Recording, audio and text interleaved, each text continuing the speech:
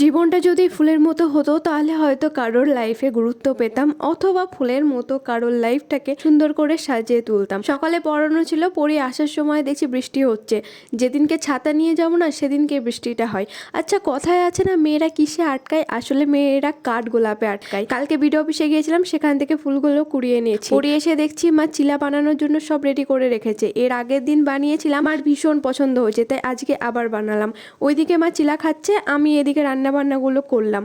রান্নাবান্না শেষে স্নান করে আমি এদিকে পুজো দিয়ে নিয়েছি। তবে আমার পড়ানো ছিল, যেই পড়াতে যাব অমনি দেখছি ওই টাইমে বৃষ্টি চলে এসেছে। তবে যেই বৃষ্টিটা একটু কমেছে তখন পড়াতে গেলাম। আর যাই হোক, পড়ানো কামাই করা যাবে না, সেও যে একটা দায়িত্বর কাজ। এদিকে পড়াতে চলে এসেছি, বাড়ির কাছে পড়ানো ছিল। আজকে স্টুডেন্টের মা দেখছি লিচু দিয়েছিল, ওদের গাছের লিচু বেশ মিষ্টি। আজকে স্যাটারডে ছিল, রোডিস দেখতে দেখতে গ্রিন টি খেলাম। মা রাতে ডিনারের জন্য করেছিল চিড়ের পোলাও। রাতে আজকে এটাই খাবো। চ্যানেলটাকে সাবস্ক্রাইব করে দিও। বাই।